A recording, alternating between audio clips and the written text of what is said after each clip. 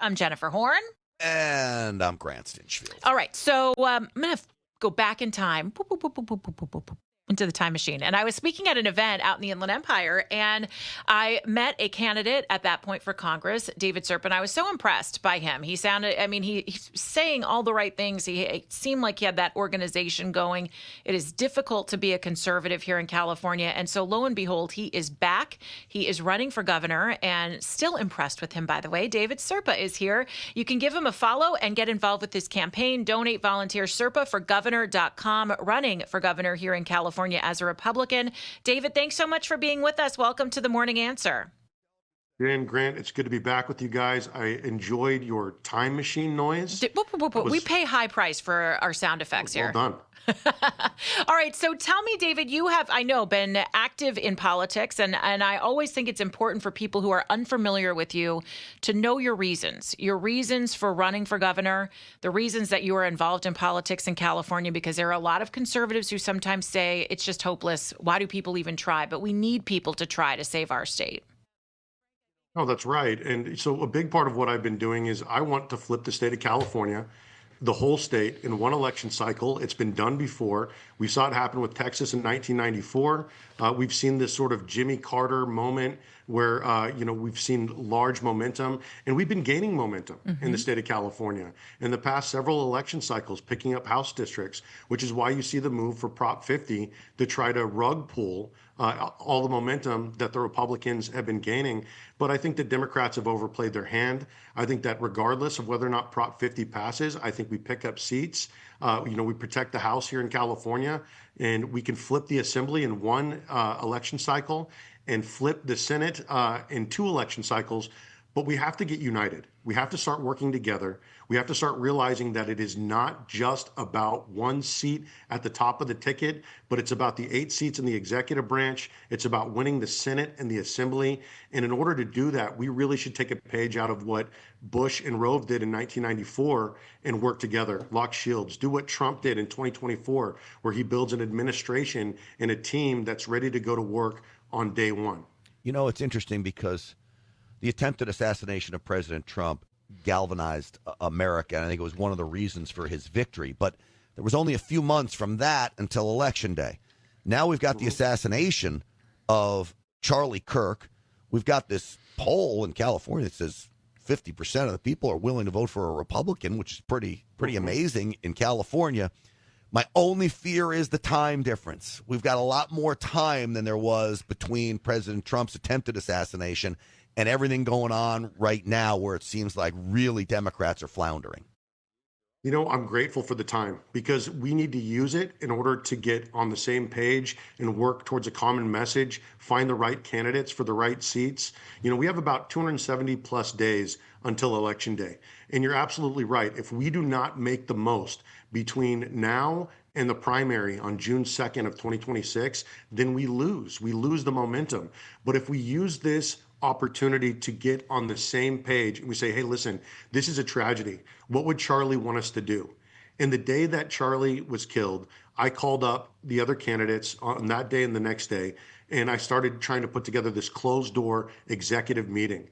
And I was absolutely blown away by the response that I got from it from the other candidates. So Sheriff Bianco, Steve Hilton, Daniel Mercuri, Ryan Tillman, Pastor Shea, myself, we're going to be meeting in a closed door meeting on October 1st to see what we could do about locking shields. And there's some people on my team that are a little bit disappointed because I had a great CAGOP. They're saying, David, you're going to fall on your shield or fall on your sword. And I'm telling them it's not about falling on my sword.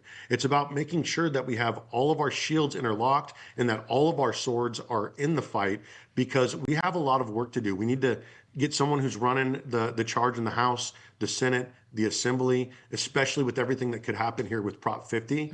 We need to present a united front, and we haven't done that historically.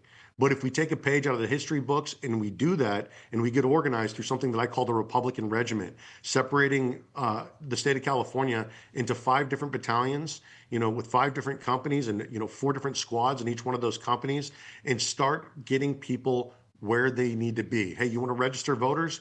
Great. That's, 4th Battalion, ground company, first squad. You want to make, phone banking, you want to knock on doors, we've got a place for you. And so if we use this as an opportunity to get interlocked, face front, and find a seat at the table for everyone and the right seat with the right candidates, we win.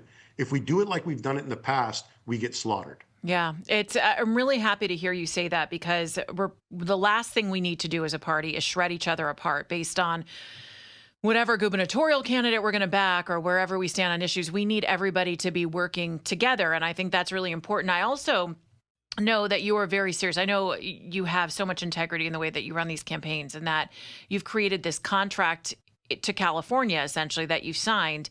And so many of the things, I think, are the issues that people really care about. And I'd love for you to talk about that, because you've got homelessness on the list, crime, law and order, a cost of living. These are all those issues that are kitchen table issues that I think can bring even no party preference voters or Democrats to the Republican side of the aisle, if the ideas are right. Thank you, Jen. I appreciate that. It is a 17-point contract that's backed up by a 240-page business plan. And we wanted to articulate what we should be standing on, because you're absolutely right. A lot of these blue dog Democrats, these no party preference, independent people feel like the Democratic Party that they have been voting for the last 30 years has gone so far to the left that they've been abandoned. And so if you're a 2003 Democrat, if you're a 2004 Democrat, there's a pretty good chance that this list is going to hit for you. If you were a Democrat from 2014, there's a pretty good chance that this list is going to hit for you. But it's 17 points, common sense, compassion, bringing it all to the table, and focusing on things that have very high populist approvals, like homelessness, fighting drug trafficking and human trafficking, investing in our state parks, because those things yield a dividend.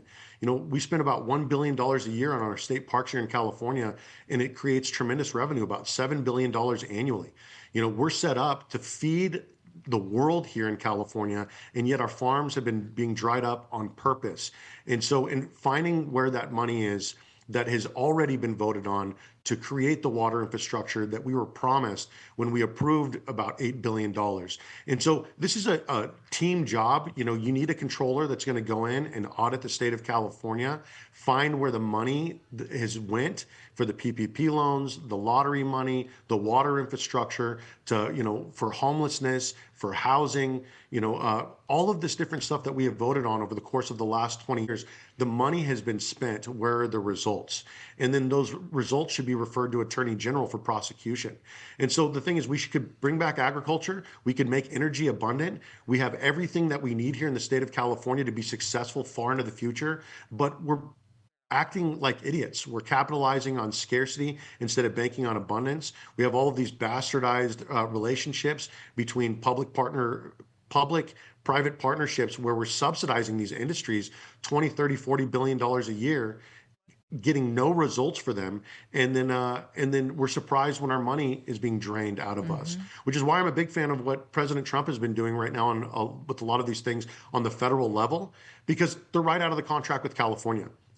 Developing some of this public land, building new housing, investing in energy infrastructure, creating partnerships with our farmers so that we can bank on water and energy abundance. And so there's a lot of things that can be duplicated, and we've been duplicating them through the contract with California and then expanding on them to bring more people to the table.